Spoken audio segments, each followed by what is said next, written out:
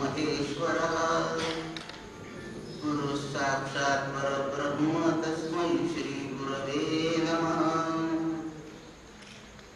वंशी विभूषितकरान्नवनीरताभात् पीताम्बरादरुणबिम्बपराधरोष्ठात् पूर्णेन्दुसुन्दरमुखादरविन्दनेत्रात् कृष्णात् परं किमपि तत्त्वमहं न जाने। विभुं वेणुनादं चरन्तं दुरन्तं स्वयं लीलया गोपवेशं दधानं गवामवृन्दकानन्ददं चारुहासं परब्रह्मलिङ्गं भजे पाण्डुरङ्गम्। श्रुतिस्मृतिपुराणानामालयं करुणालयं नमामि भगवत्पादं शङ्करं लोकशङ्करम्। शङ्करं शङ्कराचार्यं केशवं बादरायणं सूत्रभाष्यकृतौ वन्दे भगवन्तौ पुनः पुनः। विवेकाने जाने सुघटित समाजाटिकविले महासिद्धान्तासे हृदयरसिकत्वे उकलिले। लसद्भक्तिज्ञाने तरतरविला भागवत तरु तया ज्ञाने शाते विमलमतिने वन्दन करु। योऽन्तः प्रविश्य मम वाचमिमां प्रसुप्तां संजीवयत्यखिलशक्तिधरस्वधाम्ना। अन्यांश्च हस्तचरणश्रवणत्वगादीन् प्राणान् नमो भगवते पुरुषाय तुभ्यं। कुण्डलीकवरदानं श्रीज्ञानदेवकृपाराम पंढरीनाथ महाराज की जय। माऊली ज्ञानेश्वर महाराज की जय। श्री सद्गुरुनाथ महाराज की जय। जय जय रघुवीर समर्थ। भगवान श्री पांडुरंग सकल स्थानीय देवता यांच्या श्रीचरणांना वंदन। सद्गुरुनाथ परमपूज्य डॉक्टर काका, सकल सत्पुरुष संत साधू यांच्या श्रीचरणांना नमस्कार। आजच्या सायंकाळी तत्वचिंतनासाठी उपस्थित असणारे आपण सर्व भाग्यवंत बंधू भगिनी, आपणा सर्वांना सप्रेम अभिवादन। आणि समोर जी आचार्य मंडळी आहेत त्याही सर्वांना साष्टांग नमस्कार। शुभ प्रसंग, शुभ वेळ आहे। अभ्यास वर्गाच्या समाप्तीचा हा प्रसंग आहे। समारोपीय प्रवचन करावं अशी जबाबदारी माझ्यावर ठेवण्यात आली आहे। त्या जबाबदारीला न्याय देण्याचा प्रयत्न करण्यासाठी थोडा वेळ पावे तो तत्वचिंतन। मी काही विषयाच्या प्रतिपादनाने चिंतन करीन, आपण त्याच विषयाच्या श्रवणाने चिंतन करावं। आणि माऊलीच्या म्हणण्याप्रमाणे दोन्ही पक्ष पाही उद्धरती, वक्त्याचा पक्ष आणि श्रोत्याचा पक्ष दोघांचाही उद्धार असेल याबद्दल अशी पूर्ण श्रद्धा सर्वांनी बाळगावी आणि या समारोपीय प्रवचनाचा आस्वाद घेण्याचा प्रयत्न करावा अशी सर्वांना प्रार्थना। थोडं प्रास्ताविक आणि काही विषय चिंतनाचा याचा विचार मांडण्याचा प्रयत्न करीन. थोडं प्रास्ताविक.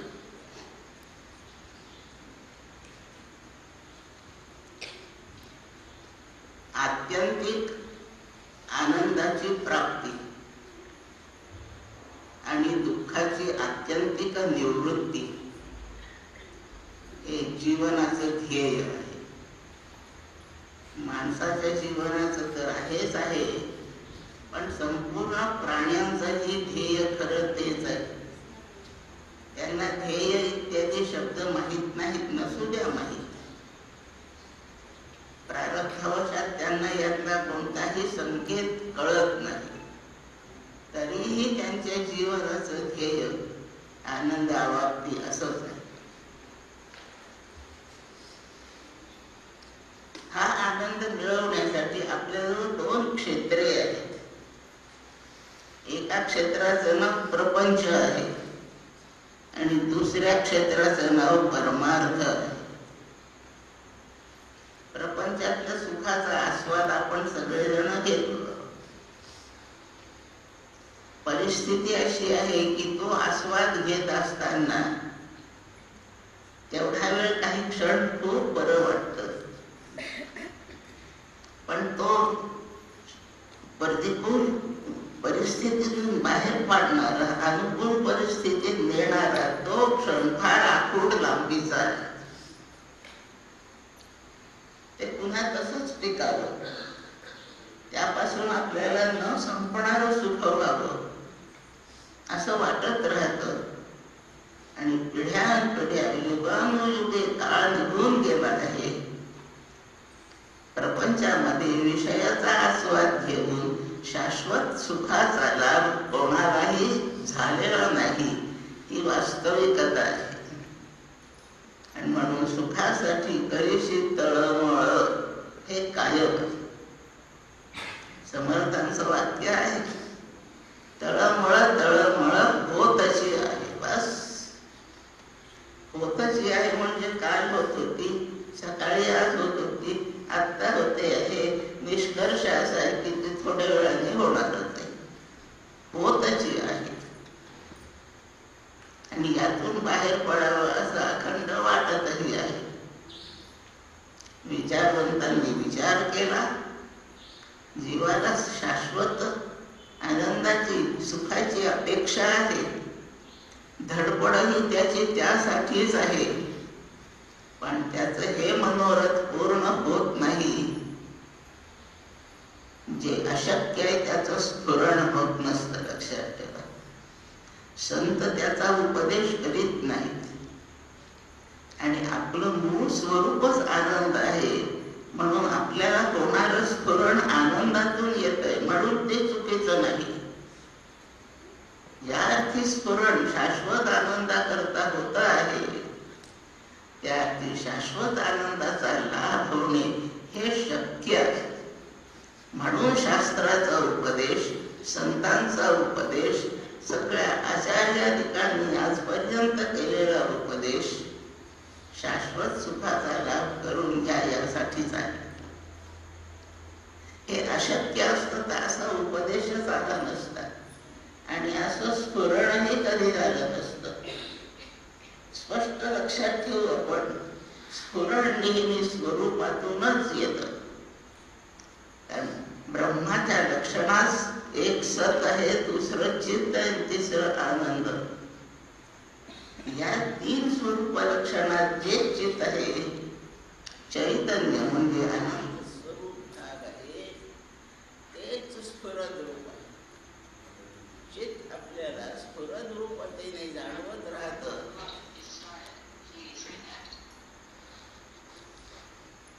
आणि म्हणून ते स्फुरण हे ज्ञानातून आलेलं, ब्रह्मस्वरूपातून आलेलं आहे.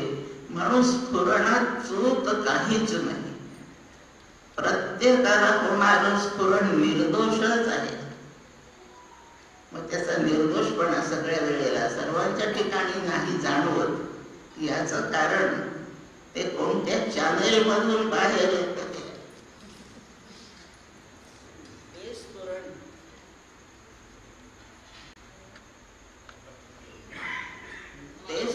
सत्वगुणातून बाहेर आलं तर जसं असायला पाहिजे तसंच, रजोगुणातून आलं तर ते विलासी व विषय भोगाकडे नेणार, आणि तमोगुणातून आलं तर काही न समज अज्ञानाकडे नेणार, विध्वंसाकडे नेणार, असंच असणार.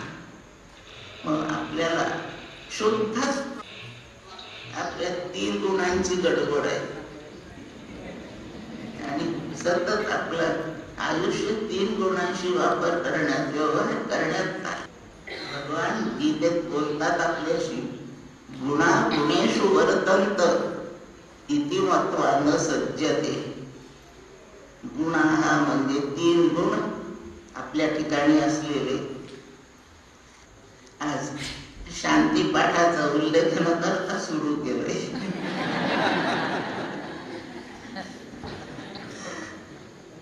हरकत नाही, पण तरी माझ्या विठोबाचा दयाळू स्वभाव नाही, त्याचं चिंतन झालं, स्मरण झालं, तरी तो दयावंत आपली विघ्न घालवी अशा श्रद्धेने चलू पुढे. आपण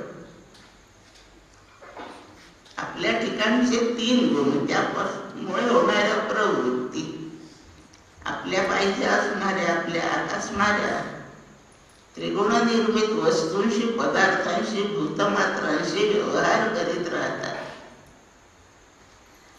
म्हणून मी काहीच करीत नाही, गुण गुणासंबंधी करीत राहत आहेत. त्यामुळे यात मला गुंतायचं काय कारण, असं विचारवंत म्हणतात. इति मत्वानं सज्जते. मला तो विषय नाही सांगायचा. मुद्दा सुरू होता.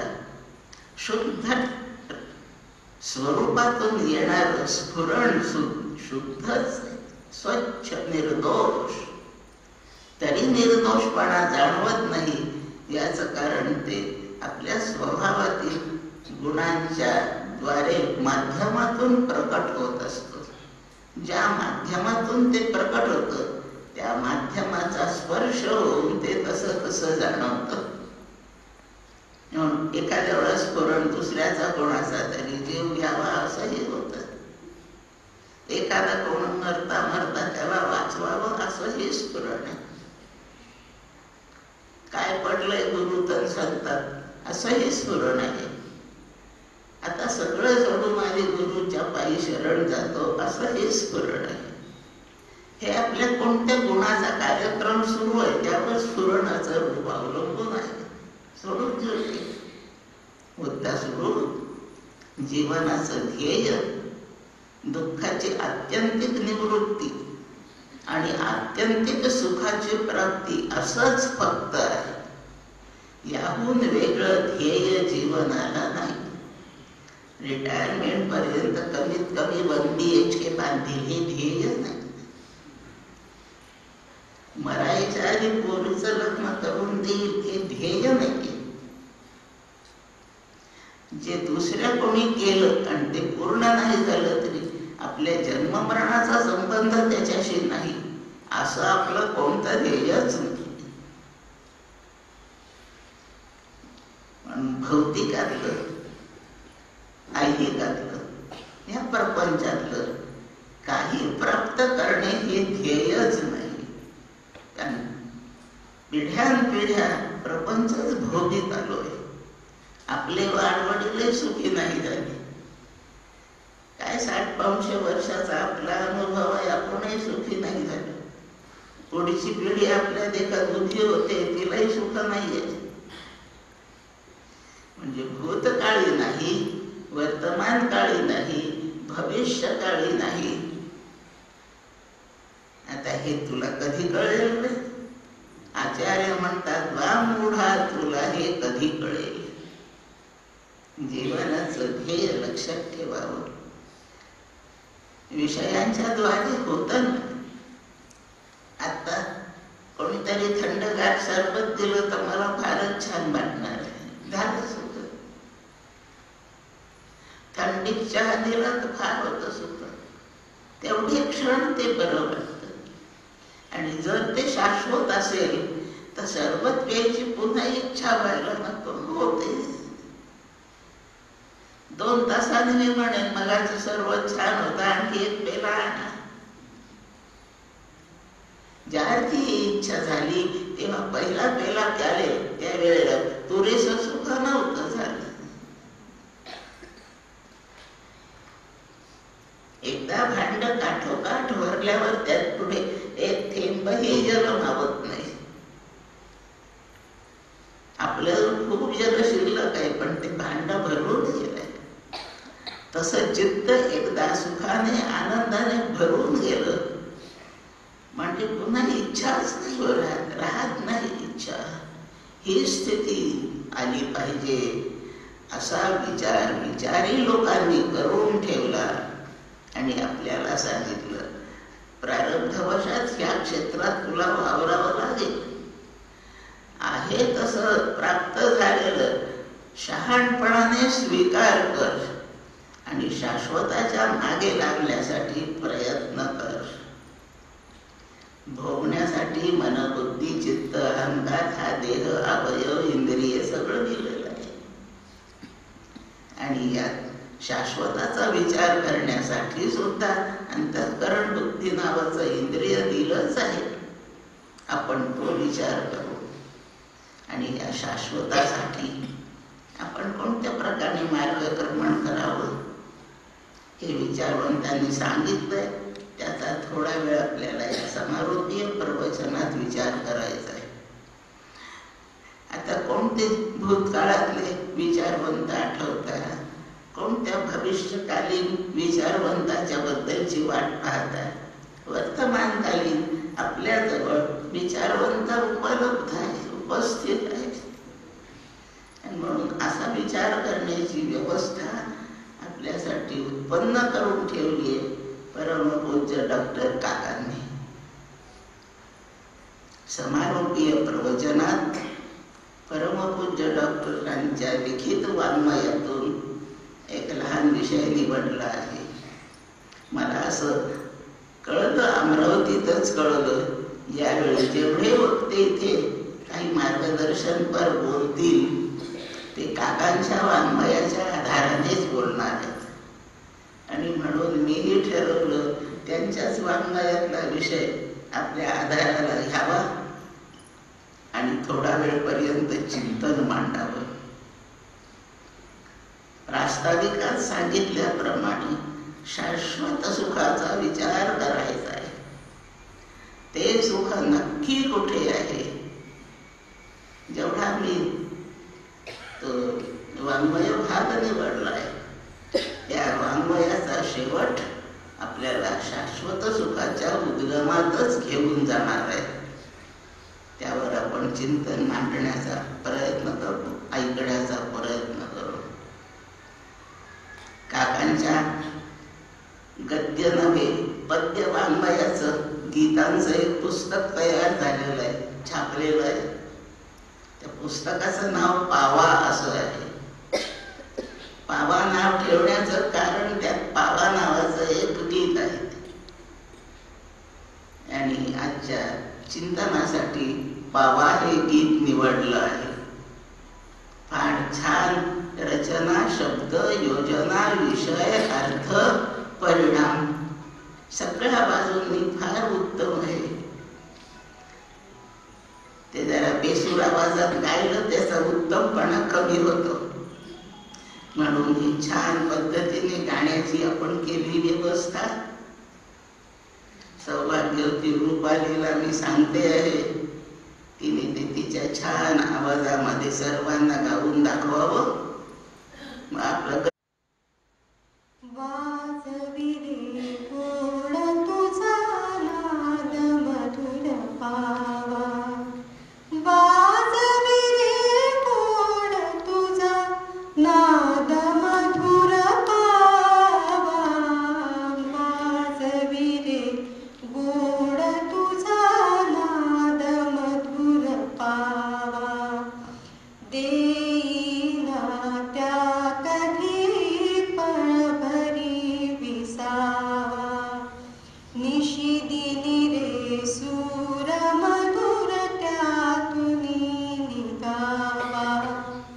देई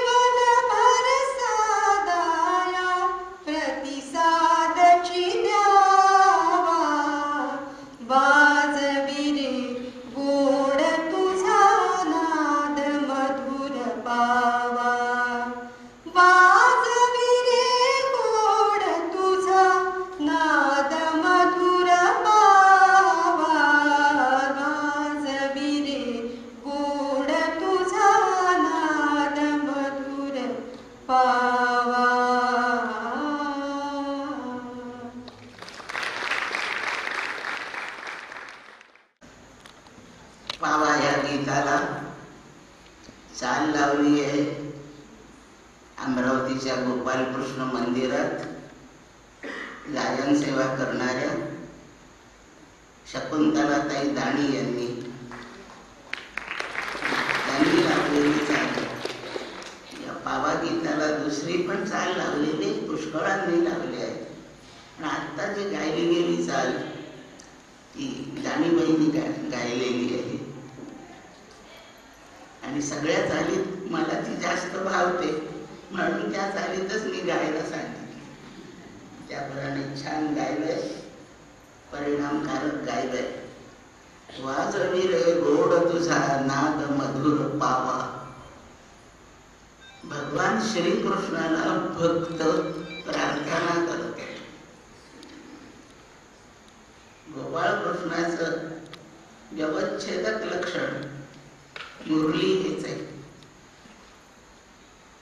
ज्यावेळी त्यांनी गोकुळ सोडलं, अक्रूराच्या सोबत मथुरेत गेले, त्या दिवशी पावा खाली ठेवला. तोपर्यंत भगवान गोपाळकृष्ण द्विभुज 2 हाताचे होते. तेव्हा हातात मुरली, पावा, बासरी हे होत. अक्रूराने कंसाच्या दरबारात त्यांना नेलं. त्या दिवशी मुरली वाजवणं थांबवलंय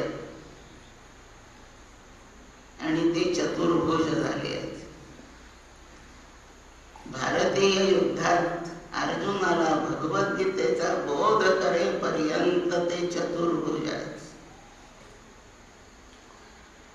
त्या द्विभुज मनुष्य अवस्थेत बाळकृष्ण, बाळगोपाळकृष्ण त्यांच्या हातामध्ये सर्व देवांमध्ये सगळ्या संत सत्पुरुष विचारवंतांच्या पेक्षा वेगळं ओळखण्याचं जे लक्षण, त्याला व्यवच्छेदक लक्षण म्हणतात, ते भगवंताचं गोपाळकृष्ण रूपात बासरी हेच आहे.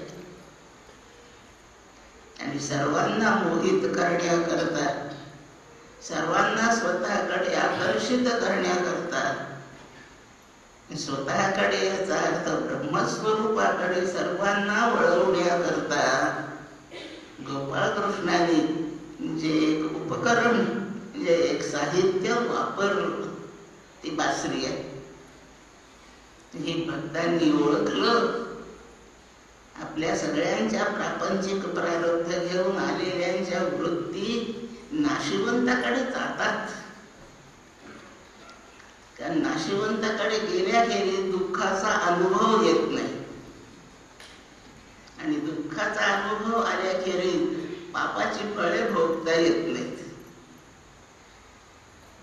म्हणून पापाची फळे भोगण्यासाठी आपल्या वृत्ती नाशिवंताकडे धावतात. आणि त्या तिकडे जोपर्यंत धावतायत तोपर्यंत तो शाश्वत सुखापासून आपण कोसो दूर आहे. हे भगवंताला नाही आवडत. भगवंताला या सर्व जीवांनी सच्चिदानंद स्वरूपाकडेच यावं, तेवढ्यासाठी त्यांनी स्वतःचं नाव कृष्ण ठेवलंय. या भक्तीकडे धावणाऱ्या वृत्तींना स्वतःकडे आकर्षित करतो म्हणून त्याचं नाव कृष्ण आहे. आणि ते आकर्षित करण्यासाठी लहान पोरांना कोणी कोणी भेटतं आणि त्याला म्हणतात, ये बाळ माझ्याजवळ, ये ना माझ्याजवळ. नाही जात ते. मग त्याला एक चॉकलेट दाखवलं, डेअरी मिल्क दाखवलं की येतं. त्याला आपल्याकडे आकर्षित करण्याकरता जसं एखादं चॉकलेट पाहिजे, तसं हे विषयाकडे धावणाऱ्या वृत्तींना अविनाशी भावाकडे जर ओढायचं असेल तर एखादं माध्यम वापरावं लागतं. तेच माध्यम मुरली आहे, तेच माध्यम बासरी आहे. बास म्हणजे वेळूपासून केलेलं म्हणून त्याला बासरी नाव आहे. बासापासून झालं बासरी. वेळू शब्द ओळखीचा आहे, तो मूळ शब्द वेणू असा आहे. आणि त्या वेणूपासून तयार झालेलं, वेळूपासून तयार झालेलं ते यंत्र, त्याचं नाव वेणू असंच पडलं. त्यांनी निघालेल्या स्वरामध्ये माणसाची वृत्ती लीन होते, मुरून जाते, म्हणून त्याच यंत्राला मुरली असं नाव आहे. त्याच्या आकाराप्रमाणे त्याला वेगळे नाव आहे. 2.5 ते 3 फूट लांबीची जेव्हा ती बासरी असते झाड, त्याला पावा नाव आहे. हा पावा तो वाजवीत असे. फार दूरपर्यंत आवाज पोहोचवायचा असला तर मुरलीचा आवाज जरा बारीक पडतो, तेव्हा पावा घेत असे तो. आणि याप्रमाणे तो पावा मधुर स्वरांनी वाजतोय. खूप लांब वाजत असलं तरी ओढतो तो लोकांना. ओढल्यानंतर त्याच्याकडे सगळे आकर्षित झाल्यावर काय होतं, ते रमून जातात. रमणे शब्दाचा अर्थ ते स्थान, ती वस्तू, ती व्यक्ती यांचा त्याग न करणे, त्याच ठिकाणी स्थिर होणे, याला रमणे म्हणतात. ते रमून जातात.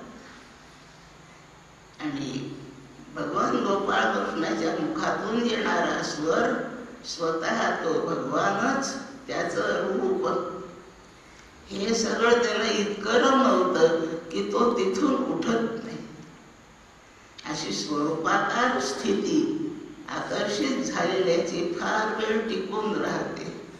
आणि तितका वेळपर्यंत त्याला फक्त सच्चिदानंद या स्वरूपाचाच अनुभव राहतो.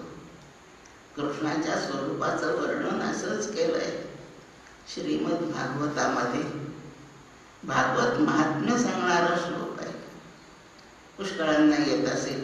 सच्चिदानंद रूपाय विश्वोत्पत्त्यादि हेतवे तापत्रय विनाशाय श्रीकृष्णाय वयं नुमः. ज्या श्रीकृष्णाला आम्ही नमस्कार करतो त्याची सुरुवात स्वरूप सांगू नये, सच्चिदानंद रूप आहे. म्हणून कृष्णाकडे जे आकर्षित झाले ते सच्चिदानंद स्वरूपाकडे म्हणजे शाश्वत आनंदाकडेच आकर्षित झाले. पण तरी त्यातून ते तिथून बाहेर पडतात, त्याला सोडून इकडे इकडे वृत्ती पांगते. याचं काय कारण आहे? का नाही कायम राहत? पुन्हा वृत्ती मागे काय येते? ते येण्याचं कारण त्याचं प्रारब्ध काही विपरीत भोगण्याचं असतंय. ते भोगण्याचे भोग जे शिल्लक आहे ते त्याला तिथून खेचून आणतात आणि इकडे ह्या भोगात सोडतात. त्याला ते आठवतं, ह्याचा त्रास वाटतो, म्हणून त्याची तिकडे जाण्याची पुन्हा तळमळ सुरू होते.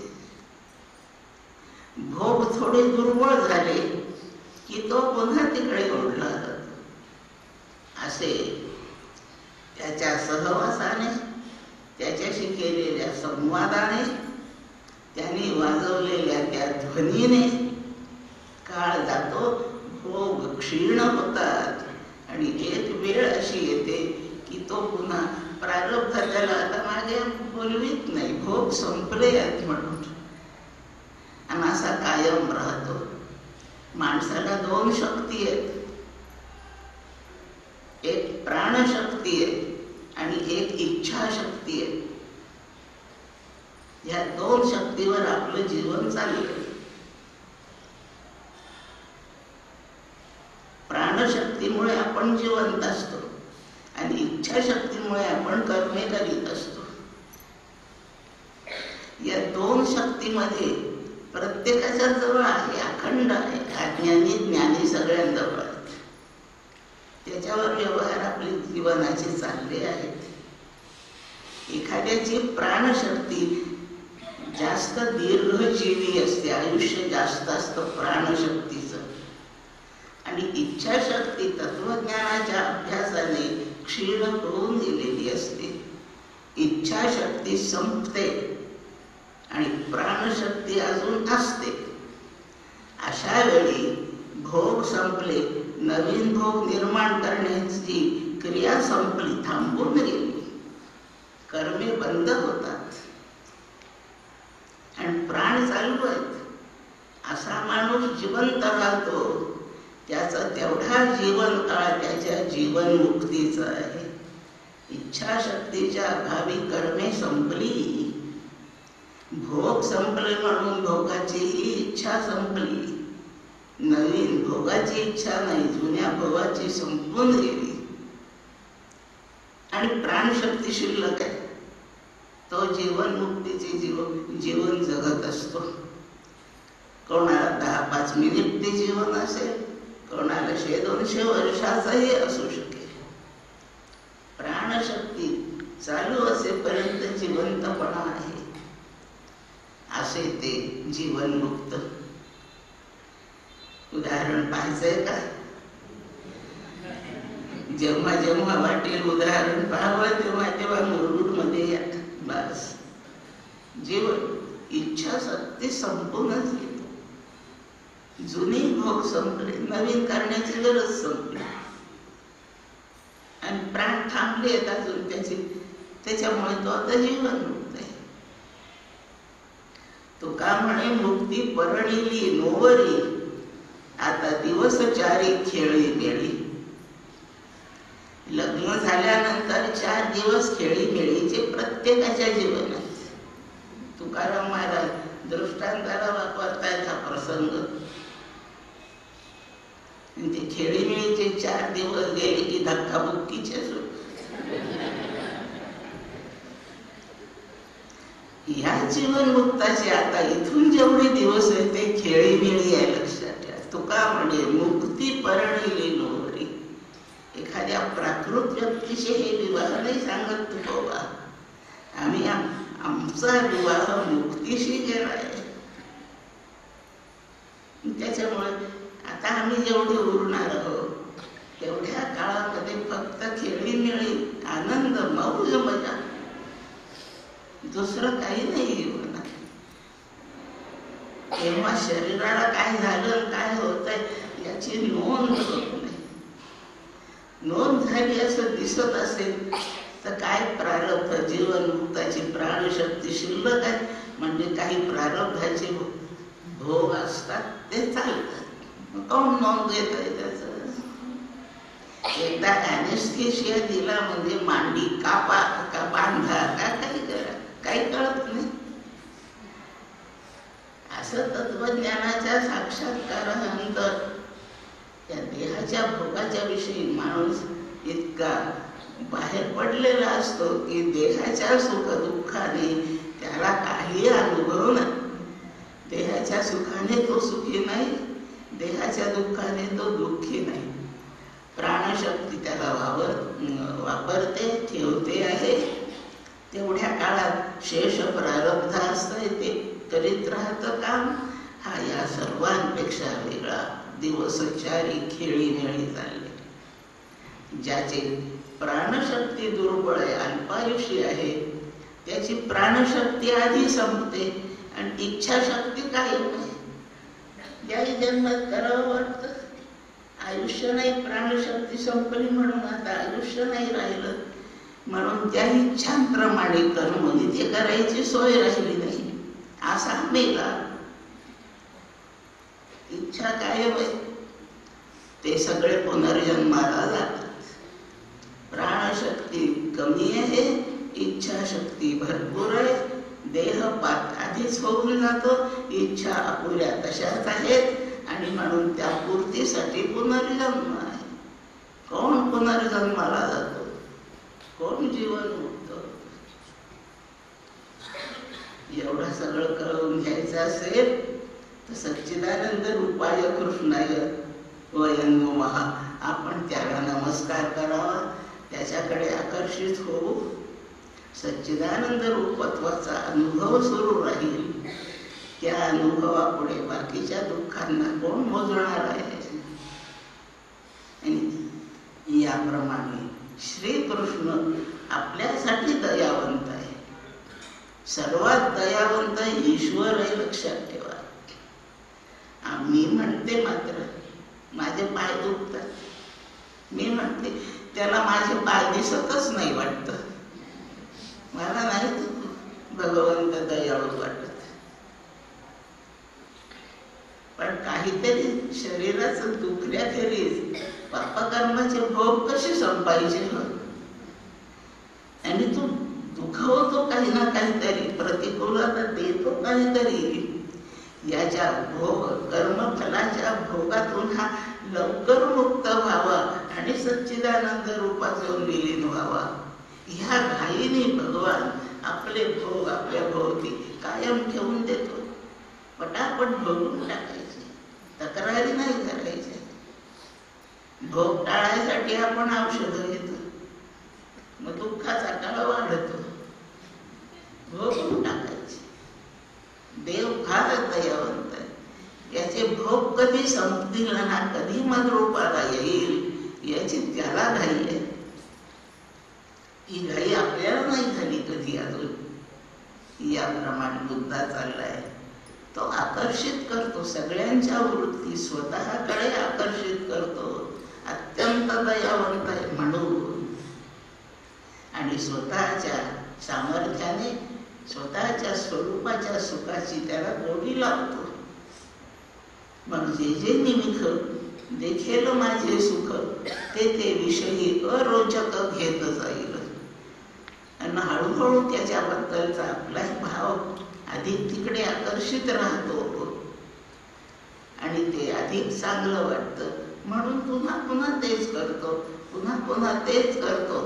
तेव्हा प्रापंचिक प्रतिकूलता अनुकूलता दुर्लक्षित राहते. चालेल तशी चालेल. गोकुळातले सगळे असेच आकर्षित होते. संपूर्ण गोपी परिवार, गोकुळाचे लोक, वैकुंठ पुरणार नाही यांना. वैकुंठात त्यांना देण्या इतकं पुरेसं सुख नाही. आणि म्हणून गोपाल कृष्णाने त्या भक्तांच्यासाठी गोलोक नावाचा एक लोक निर्माण केलाय.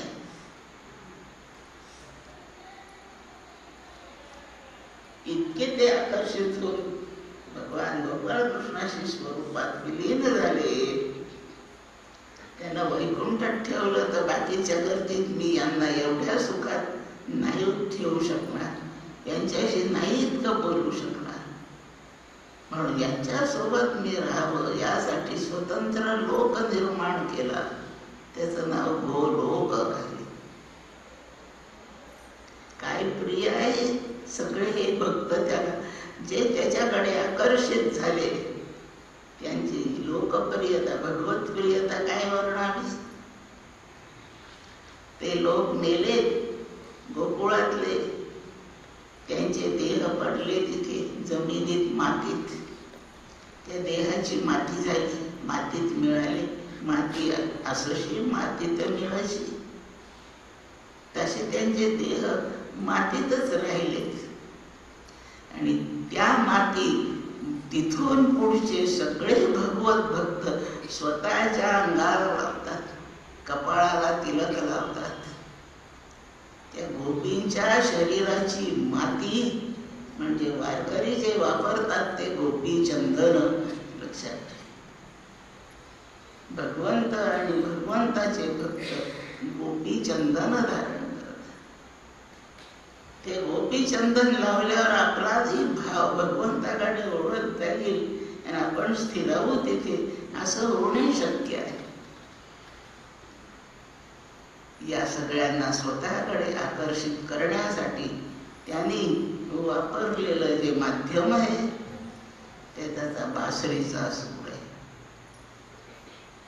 ताई महाराजांनी पावा म्हणजे मुरली नावाचे 110 भजन लिहिले. मुरलीच नाव आहे त्या ग्रंथाचं. फार छान वर्णन लिहिलंय त्या मुरली काय काय करते. ती नुसतीच तो वाजवतो आपला असं नाहीये. संपूर्ण संगीत शास्त्र कृष्णाने वाजवलेल्या बासरीच्या ध्वनीत आहे. कितीही शिकलेला संगीतातला तज्ज्ञ असो, त्यांनी कृष्णाची बासरी ऐकून आपलं संगीत दुरुस्त करून घ्यावं. काय वाजवतोय, 7ही स्वर त्याच्या मुरलीत आहेत. त्याच्या एकेका स्वराने आपण साधक असून ज्ञानाचे, तर ज्ञानाच्या 7 भूमिका आपण चढवून एक एक स्वर त्याच्या मुरलीचा ऐकावा. एक एक पायरी 7 भूमिका ज्ञानाच्या, त्या चढण्याची व्यवस्था त्याच्या मुरलीच्या ध्वनीत आहे. गाणं ऐकणे रजोगुणी आहे, पण मुरली ऐकणे सत्वगुणी साधन आहे. तुका म्हणे येथे सत्वाचे सामर्थ्य. आणि भगवान कृष्ण वाजवताय त्याआधी रजोगुण तमोगुणाचा त्यात संबंध नाही. ज्या अर्थी क्रिया सुरू वाजवण्याची त्या अर्थी तिथे 3 गुण आहेतच. क्रिया म्हटली की गुण आहेत आणि त्यातला सत्वगुण प्रकर्षावर अशा मुरलीने सगळ्यांना खूप मोहित केलं.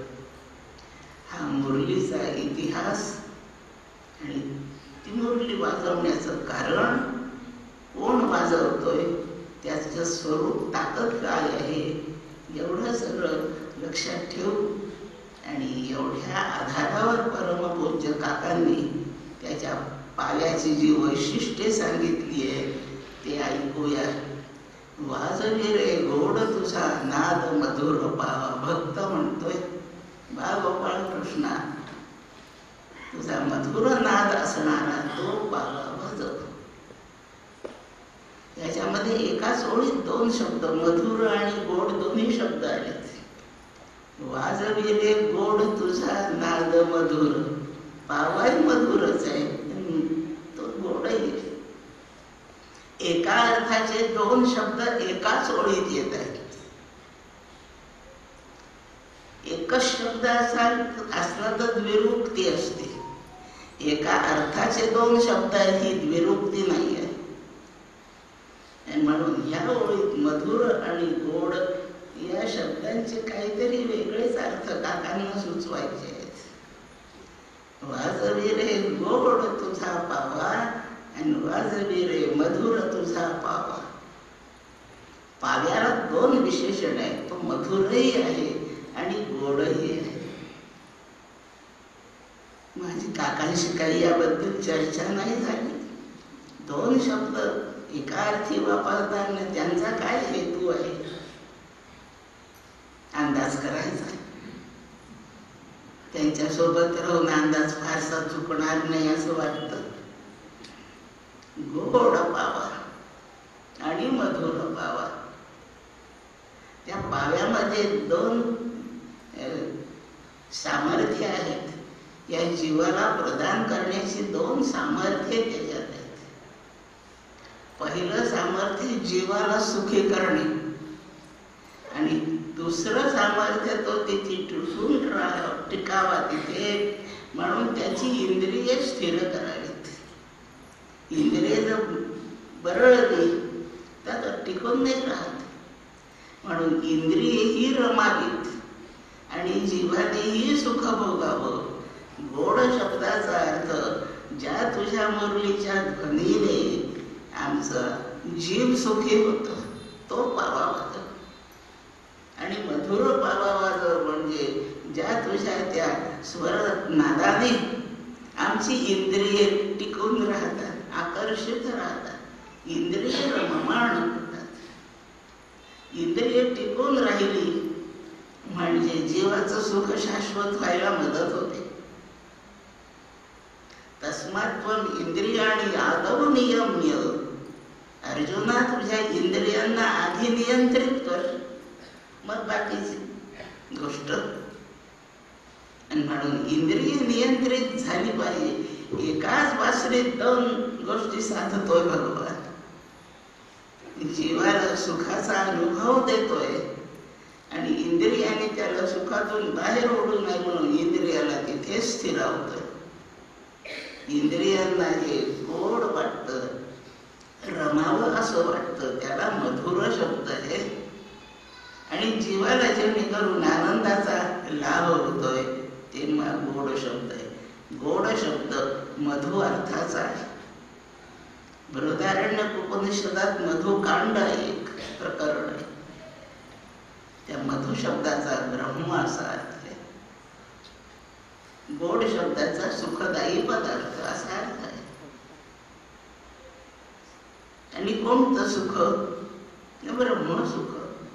उपनिषदांच्या आधारे आपण समजू. गोड शब्दाचा अर्थ ब्रह्मसुख असाच आहे. आणि म्हणून याच्या मुरलीतून ब्रह्मसुख प्राप्त होतं, त्या ध्वनीतून. म्हणून त्या पाव्याला गोड पावा म्हटलंय. आणि इंद्रिय बरळत नाही, टिकून राहतात एका जागेवर. आणि म्हणून तो मधुर. मंजुळ मित मधु ललित कोवळे, ज्ञान गर्भ हे बोल रसाळे, श्रवण सुखावे सवेची जीवा, शब्दे सोय सुखाची. हे पाव्यात त्या शब्दांचं वर्णन आहे. मंजुळ मित मधु ललित कोवळे, ज्ञानगर्भ बोल रसाळे. परिणाम श्रवण म्हणजे कान सुखावे आणि त्याचबरोबर जीवाला सौख्याची सोय लाभते. अशा प्रकारचा तो पावा आहे. काका म्हणतात वाजवी रे गोड तुझा नाद मधुर पावा. काकांनी ऐकला म्हणून ते त्याला पुन्हा पुन्हा वाजवायला सांगतात. आता आपण त्यांचं अनुकरण करायचंय ना. आपण अशीच प्रार्थना करू गोपाळ कृष्णाला, वाजवी रे गोड तुझा नाद मधुर पावा. ओळी छान आहे. देगी ना त्या कधी पळभरी विसाव, तू सतत वाजवीत राहा. आमची वृत्ती चलबिचल होणार नाही. आम्ही पूर्णपणे ज्ञानी होऊन तुझ्या सच्चिदानंद स्वरूपात विलीन होऊ इथपर्यंत तू ते वाजवीत राहा बस. म्हणजे आता चहाकडे सरबताकडे लक्ष नाही जाणार. काल ते पद म्हटलं ना, जा वंदा श्री गुरु पाय, अविनाश विनाशी सुख वांछावे तै अविनाशी सेवावे.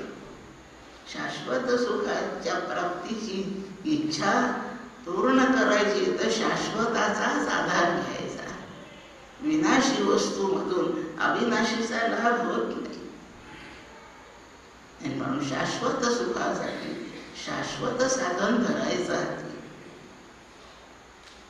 असं साधन तो पावाय त्याचा स्वर ऐकतो.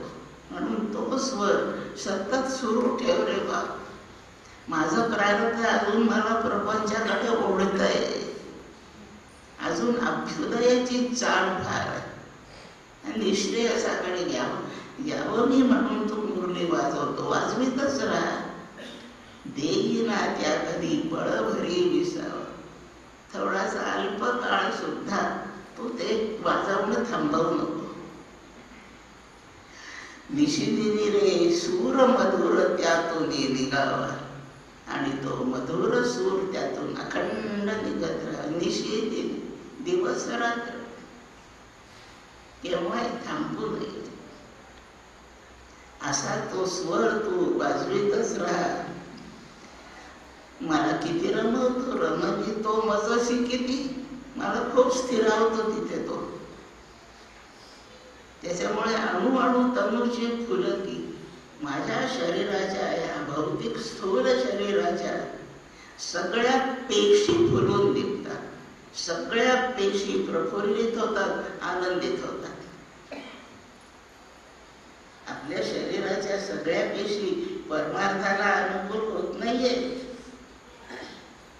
म्हणून जपाला बसला तर 2 मिनिटात कंटाळा येतो. श्रवणाला बसला तर 3दा पाणी पितो. काय म्हणून सगळ्या पेशी नाही अनुकूल होते. सगळ्या पेशींवर परिणाम नाही होते. आता यांनी वर्ग आयोजित केला म्हणून येणं भाग पडलं आणि आलो तर इथे बसणं भाग पडलं. आणि कार्यक्रम सुरू आहेत म्हणून उठून जाता येत नाही.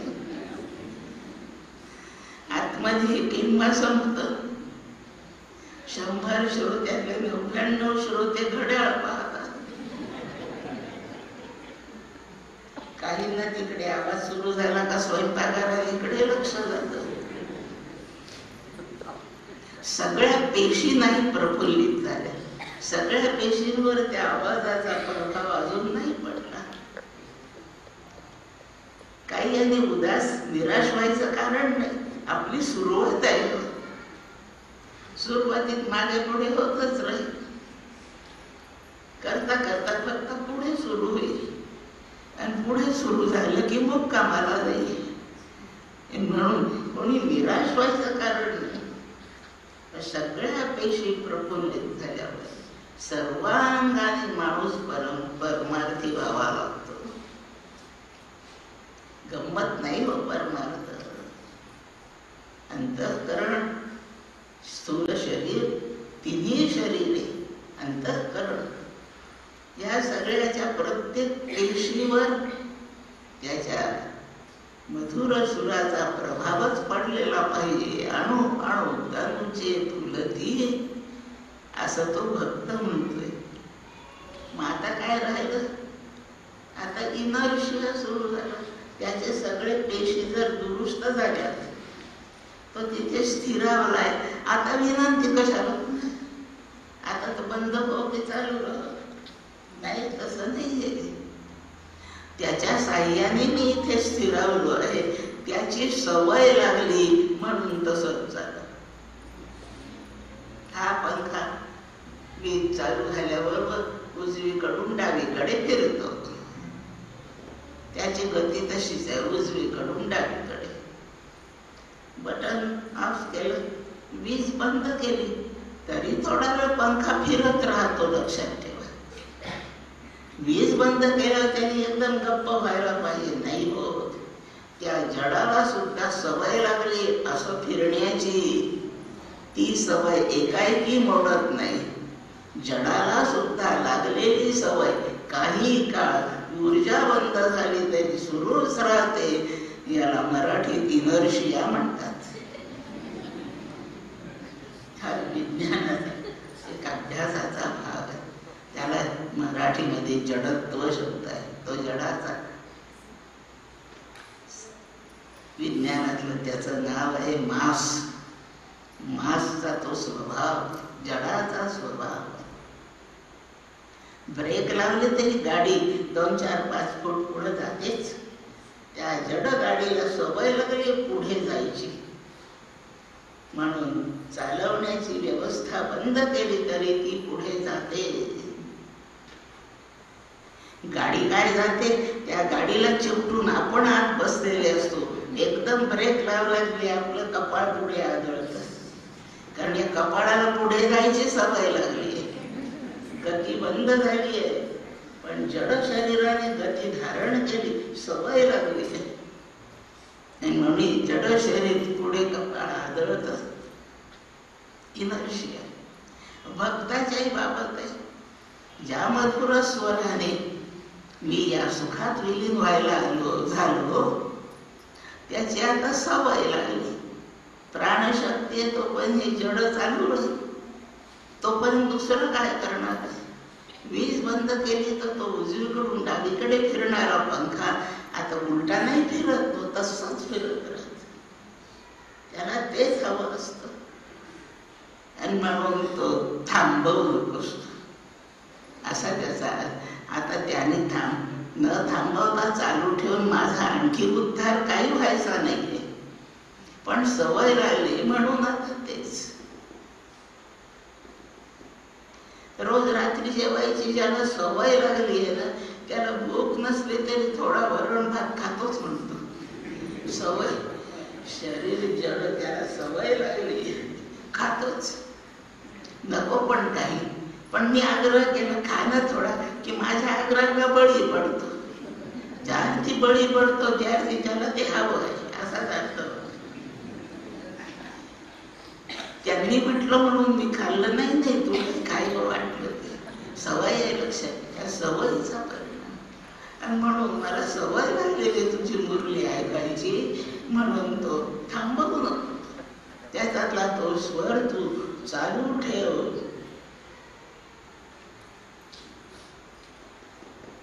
आणि कशासाठी ठेवले, कशासाठी? फार मार्मिक कारण काकांनी मांडलं इथे. हरपणे असं देह भान सतत वाजवावं. टायफॉइड औषध बंद केलं तर कधी कधी उलटतो. उलटू नये म्हणून डॉक्टर म्हणतात आणखी 8 दिवस या गोळ्या घेतच राहा. असं कदाचित झालं माझं. एखादं दुष्ट प्रारब्ध आलं मध्ये विघ्न तर काय करू. म्हणून माझं देहभानच नाही होईपर्यंत तू ते वाजव. हरपणे असं देहभान सतत वाजवावा, अखंड वाजवत राहा. काय संपवायचंय? देहभान. छान ओळ आहे. आपल्याला प्रपंचात असणाऱ्या आपल्याला जे दुःखाची जाणीव आहे ती आपल्याला देहाचं भान आहे म्हणूनच आहे. फक्त देहाचं भान जर केलं तर दुःखाचा अनुभव नाही. जीवाला दुःखाचा अनुभव नाहीये. मनोबुद्धी कळवते. भोगताना देह दिसतो पण देहाला भोग कळत नाही. सुखदुःखी देह नाही होत. त्रास देहाला आहे. सुख दुःख जीवाला कळायला जातं. तो तसा नसून त्याला कळतं. याचं कारण सुख दुःख भोगणाऱ्या देहाशी तो जीव चिकटून पडलाय. आपण घरी स्नानाचं किंवा कशाहीसाठी पाणी तापवतो. आपल्यापैकी पाण्याला कोणीच उष्णता देत नाही.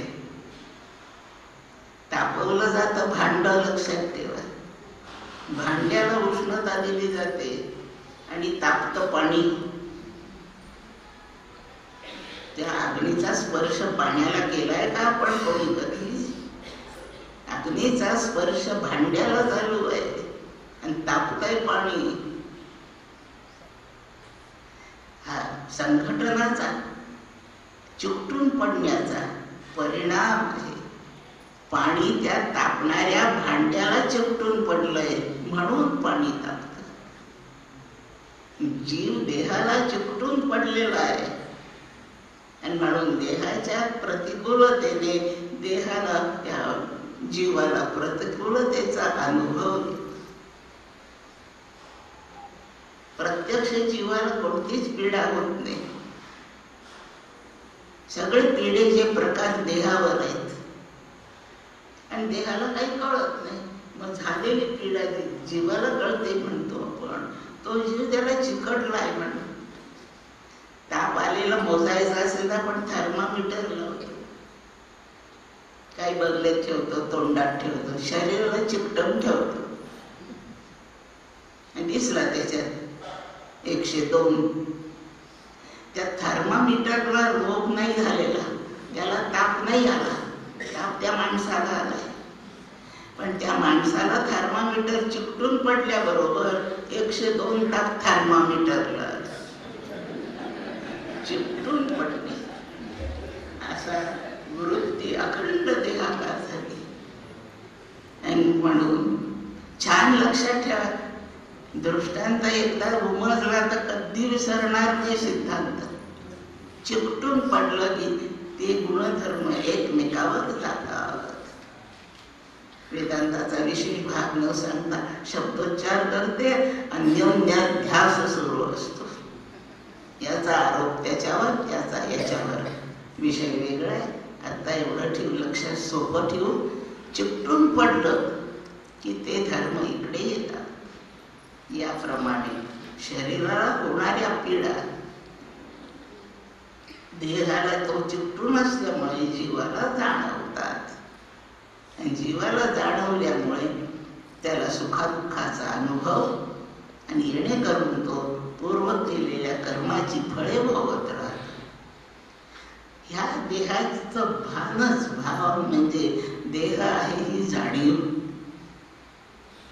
देह भान संपून गेलं, ॲनेस्थेसिया दिला की त्याचा पारमार्थिक वाक्यात अर्थ देहभान संपवलं जातं. बस, ॲनेस्थेसियाचा अर्थ देहभान संपवणे. असा ॲनेस्थेसिया डॉक्टर काका कृष्णाला म्हणतायत, तुझा पावा आहे. हरपणे असं देहभान सतत वाजवी देहाचं भान जाईल. थोडासा उल्लेख करते, ते नसला तरी करते. एक शब्द देहभान आहे आणि दुसरा शब्द देहभाव, आणि दोन्ही त्रासदायक आहे. काय फरक आहे देहभाव आणि देहभान? थोडासा अर्थ ध्यानात ठेवू सोपा. देहभाव म्हणजे मी देह आहे असं वाटणे, आणि देहभान म्हणजे माझा देह आहे असं वाटणे. अहम अभिमान देहोहम, मी देह, या अभिमानाचं नाव देहभाव. आणि माझा देह हे वाटणे, हे देहभान. जे माझं आहे त्याची सगळी बडदास्त करणे आपल्या हाती आहे. करतो, आवडतं. शरीर माझं एकदा ठरवल्याबरोबर वेगवेगळे कपडे आणायचे झाले. देह माझा आहे.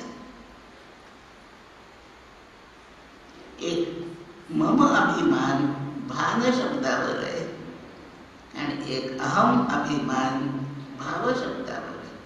भावाचा संबंध नेहमी स्वरूपाकडे जातो आणि भानाचा संबंध नेहमी देहाकडे जातो.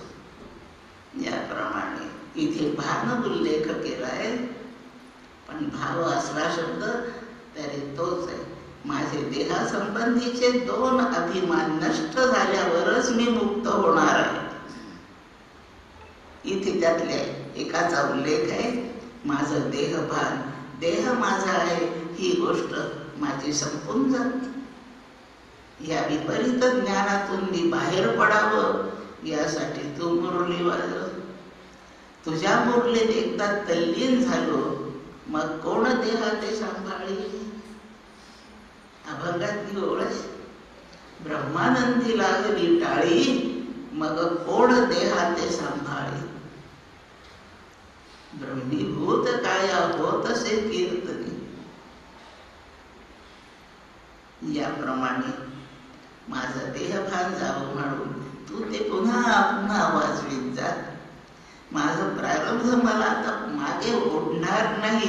ही व्यवस्था पूर्ण होईपर्यंत तू आता मुरली वाजव बस. भक्त देवावर अधिकार आहे त्याचा. स्वतःच्या उद्धाराच्या व्यवस्थेसाठी तो देवाला सांगतोय तू हे करीत राहा माझ्यासाठी. मी करीत राहील नाही म्हणतो, तू वाजवीत राह माझ्यासाठी, तू वाजव. मी तुझ्यावर प्रेम करतोय.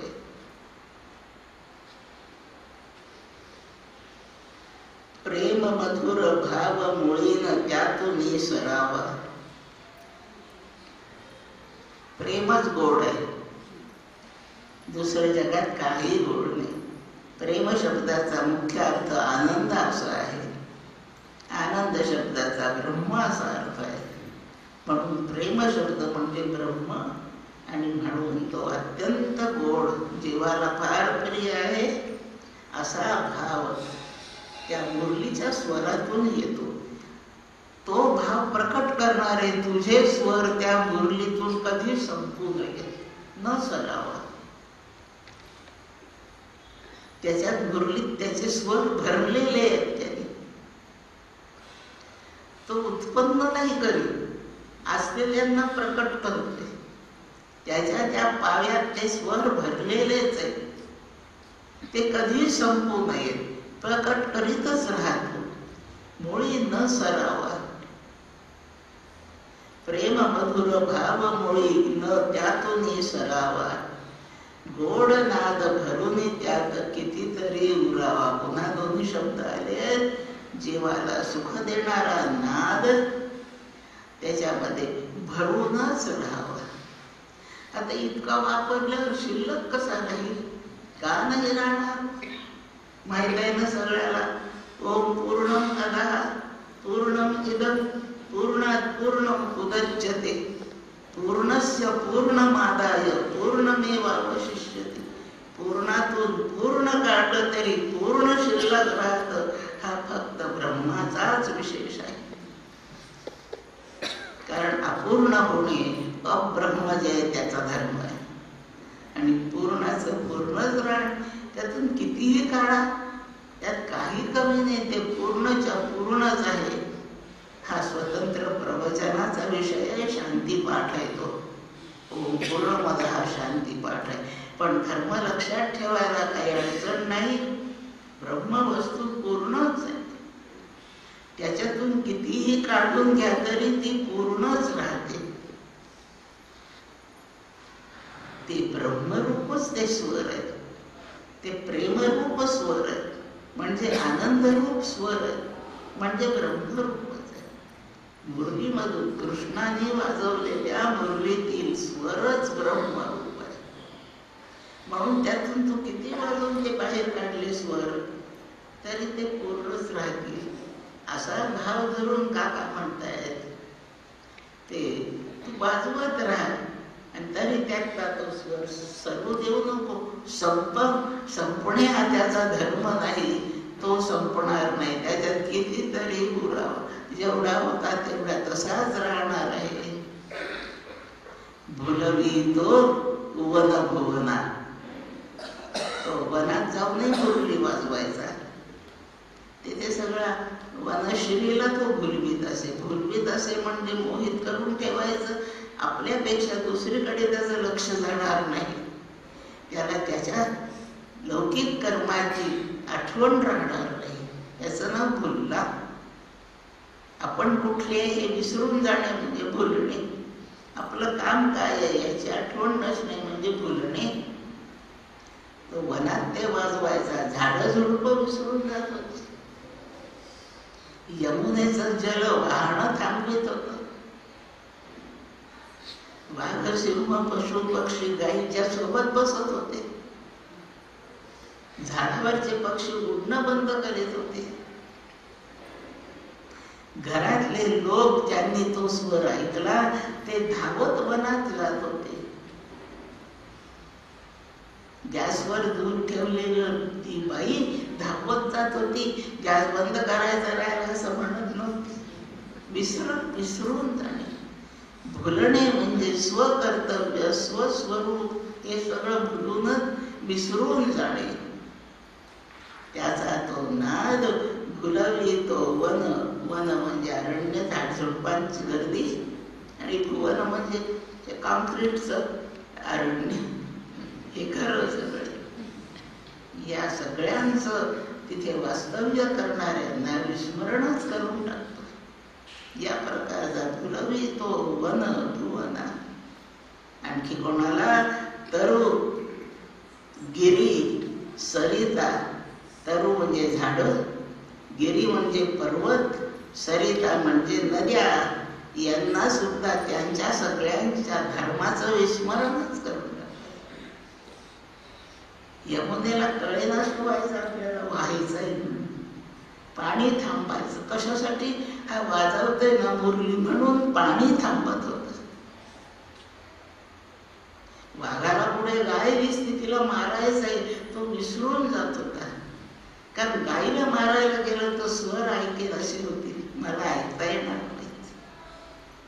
त्या स्वराने वाघोबाला त्याचा धर्म विसरवलेला आहे.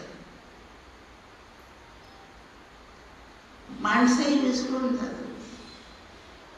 कीर्तनकार गमतीने गोष्ट सांगतात. एका गोपीच्या एका पोरीचं नाव हरणी होतं, लहान होती पोरीचं. ती लोणचं करीत होती, ते लोणचं हलवीत होती बरणीमध्ये.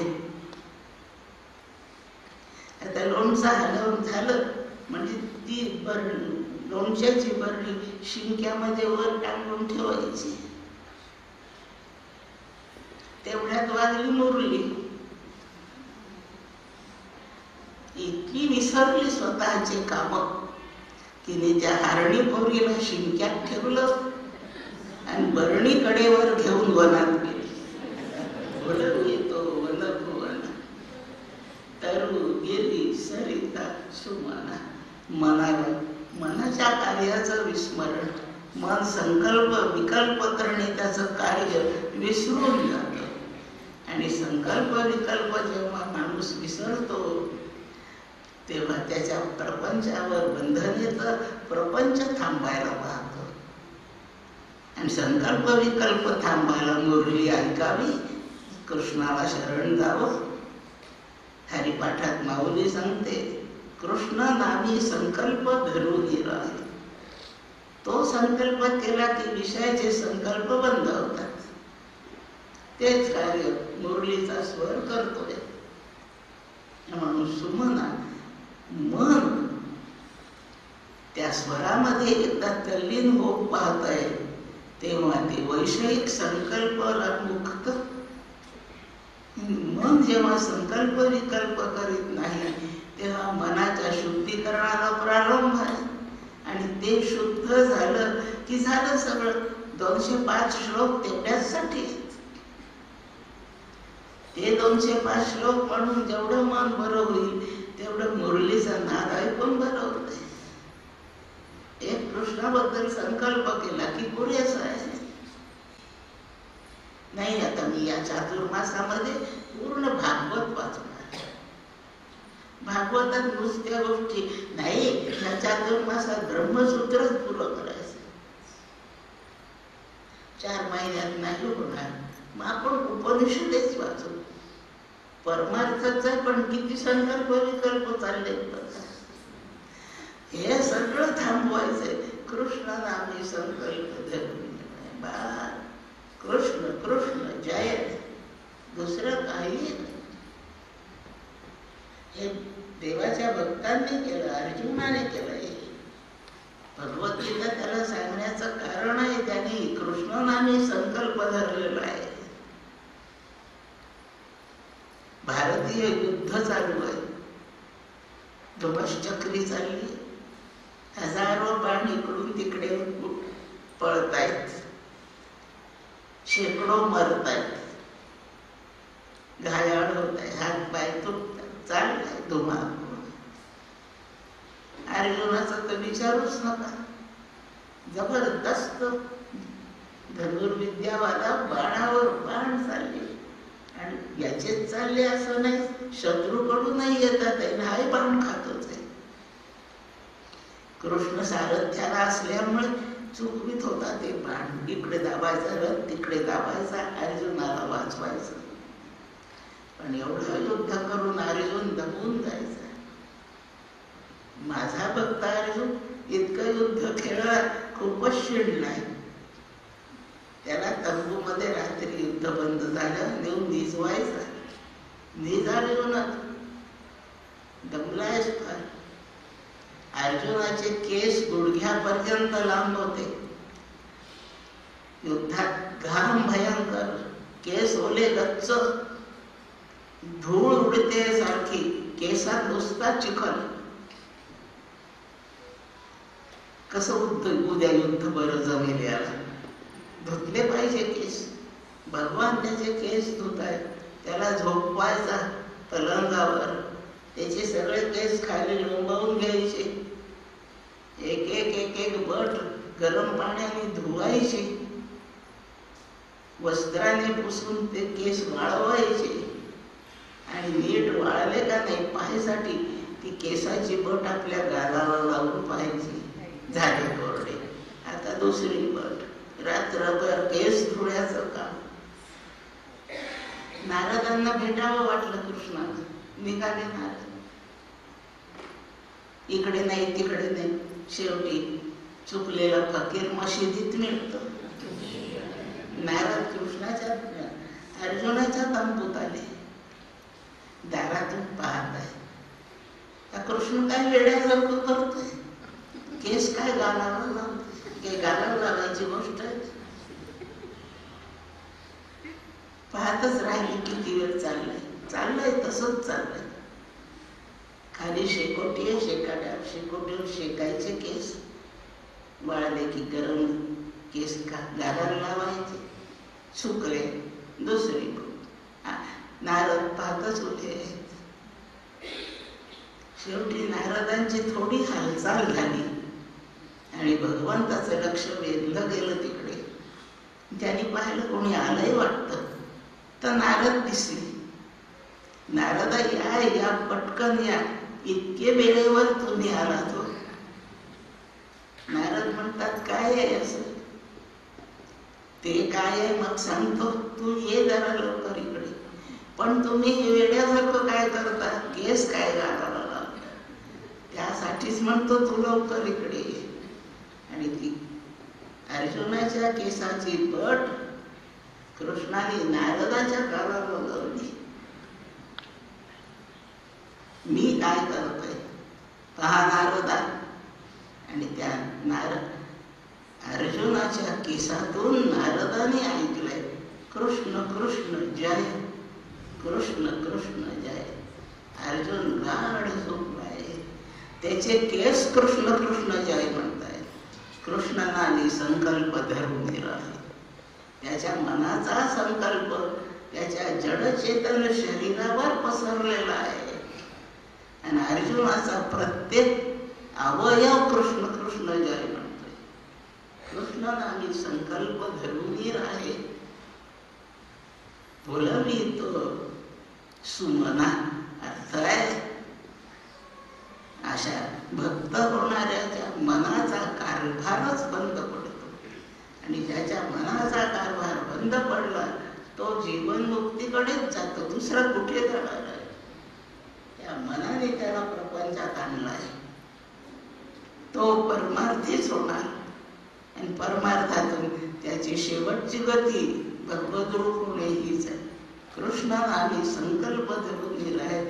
भक्त म्हणजे काका म्हणतायत, भगवंता तुझी मुरली वाजव, जी माझ्या मनाला त्याचं कार्य विसरवील, सुमनाला विसरवील, भुलवील. गोप गोपी भुलवित तो काय, गोप गोपी भुलवित तो राणी बनी भरावा. अत्यंत मार्गी तो पावा वाचणाऱ्यांनी लक्षातच घेऊन ठेवा. गोप गोपीने प्रपंच सुचवला आहे. म्हणजे गृहस्थाश्रम सुचवलाय. गोपगोपींना भुलवतोय म्हणजे गृहस्थाश्रमी लोकांना त्यांच्या आश्रमाच्या धर्माचं विस्मरण पाडतोय. गोपगोपींना भुलवतोय. सगळ्या गृहस्थांनी लक्षात घ्यावं, आपल्याला प्रपंचाचं विस्मरण करायचं असेल तर भगवंताची मुरली ऐकावी. घडे तो आपल्याकरता येऊन वाजवी, मग कृष्ण नामी संकल्प धरून राहावा, ती मुरली मिळेल ऐकायला. गोपगोपी म्हणजे गृहस्थाश्रम्यांना, गृहस्थाश्रमाला तो राणीवनी भरावा तुझा मुरलीचा स्वर. रानात भरावा आणि वनात भरावा. आपल्याला वाटतं रान आणि वन एकच आहे, नाही रे. जिथे वानप्रस्थी लोक राहतात त्या भागाचं नाव रान आहे, आणि जिथे संन्यासी राहतात त्या भागाचं नाव वन आहे. वन हा संन्यासाचा एक प्रकार आहे. आणि म्हणून गोपगोपीने गृहस्थाश्रम आहे, रानाने वानप्रस्थाश्रम आहे, आणि वनाने संन्यासाश्रम आहे. या सगळ्या आश्रमात त्यांचे जे काही कर्म आहे त्यांचं विस्मरण करून देणे हे तुझ्या मुरलीचं काम आहे. आणि म्हणून काका म्हणतात वाजव. हे लोक सगळे एकाच आश्रमातले नाही. कोणी गृहस्थ आहे, कोणी वानप्रस्थ आहे, कोणी संन्यासी आहे. भगवं घातलं म्हणजे संन्यासी होतो असं नाही. मनाचं मुंडन ज्याने केलं तो संन्यासी. दाढी मिशीचं मुंडन केलं तो देखावा. मुंडन करणे मनाचं ते संन्यासी. असा तुझा सर्व आश्रमावर प्रभाव टाकणारा मुरलीचा नाद बंद नको वाजवीत राहा. पावाजो वाजवितो हृदय साठवा. आता तो वाजून गेल्यावर आपण पुन्हा हातबल झाल्यासारखे तळमळतच राहून बंद झाली मुरली, आता कसं करावं. म्हणून काका सांगतायत एकदा वाजवलेली ऐकली आहे ती हृदयात साठवून ठेवा. साठवता येते का हृदयात? आपल्याला नाही येत, पण आपल्याला कुठेतरी साठवता येते. मोबाईल मध्ये साठवता येते का नाही? जडाच्या संबंधात राहणारे आपल्याला जडात साठवण्याची माहिती आहे. जे चेतनाच्या संबंधात जगत आहेत त्यांना आपल्या हृदयात साठवण्याची सोय. काही अशक्य नाही. ते हृदय साठवावा. एकदा ऐकवाला हृदयात ऐकावं वाटलं की काढला मोबाईल, ऐकावं वाटलं की निघाले हृदय आकाशात, बसा हृदय साठवावा. ना कोठे बाहेरी आत वेध घ्यावा, आणि बाहेर भटकू नका ती मुरली ऐकायला. ती आपल्या हृदयातच वाजते आहे. म्हणून आतमध्ये त्याचं वेध घ्यावा, तिकडे लक्ष पुरवावं. बाहेर आणि एक स्पष्ट ध्यानात ठेवा, परमार्थ कुठेच बाहेर नाही. परमार्थ नेहमी हृदयातच आहे. जो बाहेर करतो तो परमार्थाचा देखावा आहे. जो आतमध्ये करतो तोच परमार्थ. कारण ज्याला परमार्थ म्हणजे श्रेष्ठ ध्येय प्राप्त करायचं आहे तो जीवात्मा तिथेच आहे ना. आणि ज्याला प्राप्त करायचा तोही तिथेच आहे. ज्याने प्राप्त करायचा तो आणि ज्याला प्राप्त करून घ्यायचा तो, या दोन्हीचंही वास्तव्य हे हृदयातच आहे. आणि म्हणून तिथे स्थिर होण्याचा प्रयत्न करावा. फार नाही बट पोराला 2 दिवस सुट्टी की निघाली फिरायला. आपल्याला 2 दिवस रजा घेतली पाहिजे, निघाली फिरायला. मी चुकून बोलले कधी एकदा, वारंवार बोलावं वाटतं, माफ करा आवडलं नाही तर. ज्याचं पहिल्यांदा डोकं फिरतं तो फिरायला निघतो.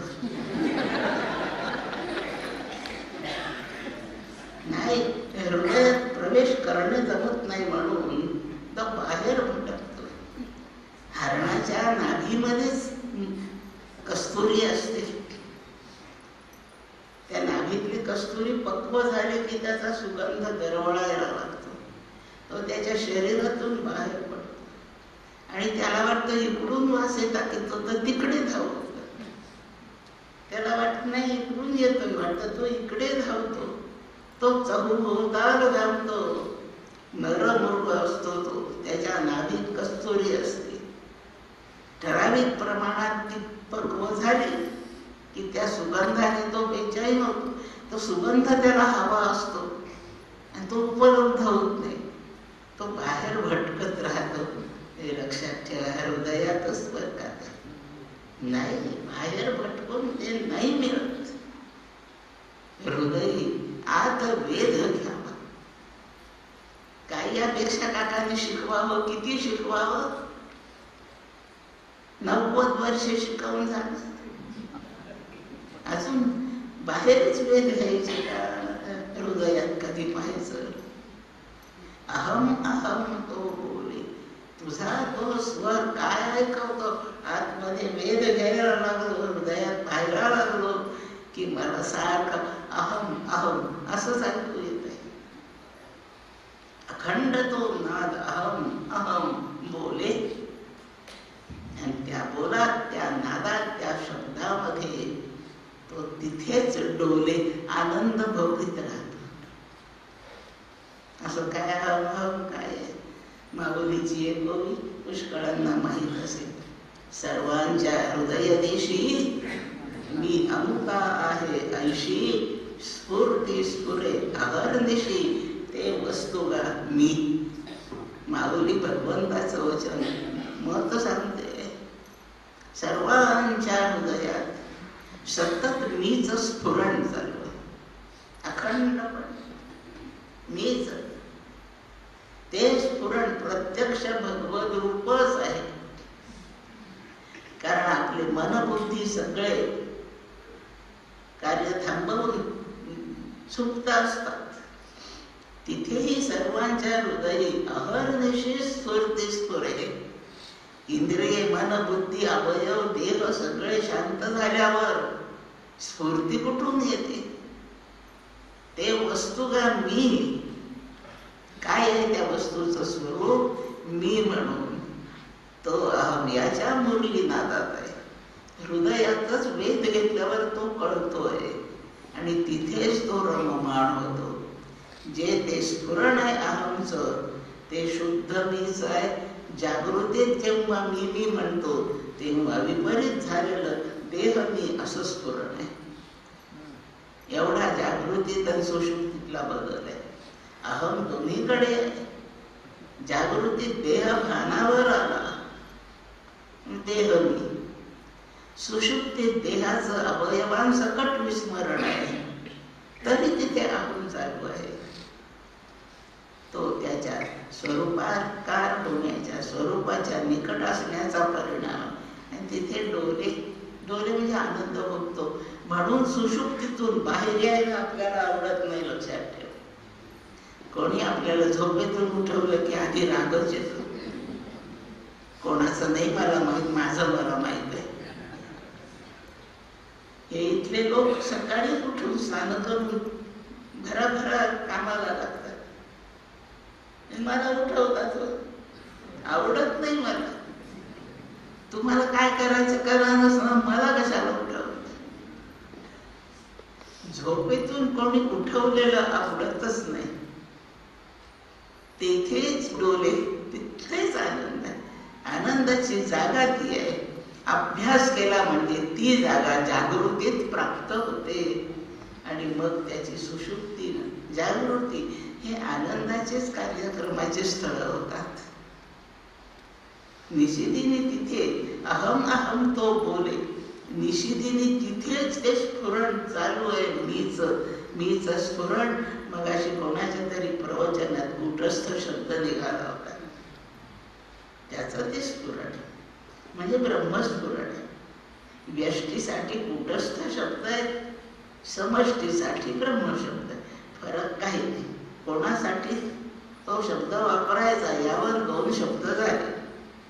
मग तो अहम अहम जे स्फुरण आहे, सर्व इंद्रिये शांत झाल्यावर ते ब्रह्मस्फुरण आहे. तेच खरं सगळ्यांचं स्वरूप आहे. आणि म्हणून स्वरूपाकार असा आपला अहम जो तो त्या आनंदातून कशाला बाहेर येईल सांगा बरं. तिथे डोलत राहतो आनंदात. जीवनभर साधा या प्रतिसादाची द्यावा. अंतःकरणात खऱ्या मीचा जो स्वर बाहेर येतोय, अहम शब्द येतो आहे, जी स्फूर्ती होते आहे, ती आतून येणारी स्फूर्ती आहे. तो परमात्म्याने आपल्याला घातलेली साध आहे. आणि म्हणून जाग झाल्यावर आपण त्याला प्रतिसाद द्यावा. म्हणजे तेच मी आहे असं मानायला सुरुवात करायची. देवा तू सांगितलं ना मी खरा कोण आहे, बरोबर आहे, तेच मी आहे. अशाच चिंतनात, अशा भानात असं इथून पुढे माझं जीवन मी काढण्याचा प्रयत्न करतो. जो भक्त कृष्णाला मुरली वाजव म्हणून प्रार्थना करतोय तो भक्ती हे गीत लिहिणारच. दुसऱ्या भक्ताला कुठं शोधत जा. ज्याने गीत लिहिलंय तोच तो भक्त. आणि तो भक्त भगवान कृष्णाला एकच वाक्य बोलून थांबते तर कृष्णाला प्रार्थना करतो. कृष्ण तरी त्याच्यापेक्षा वेगळा आहे का? नावाने सुद्धा कृष्णच आहे. कळलं असेल सगळ्यांना. तो भक्त कृष्णाला प्रार्थना करतोय, तो कृष्णाहून तरी वेगळा आहे का? पण बोध करायची वेळ येते त्यावेळेला द्वैत स्वीकारावं लागतं. नाही तर बोध शक्य नाही. म्हणून हे स्वीकृत कामापुरतं स्वीकारलेलं द्वैत आहे. आणि अखंडपणे स्थित स्वरूपात, स्थायी स्वरूपात फक्त अद्वैत आहे. असा हा छान असलेला मुरलीचा पाव्याचा आशय आहे. ताई महाराजांचे एका मुरलीचे 2 ओळी म्हणते.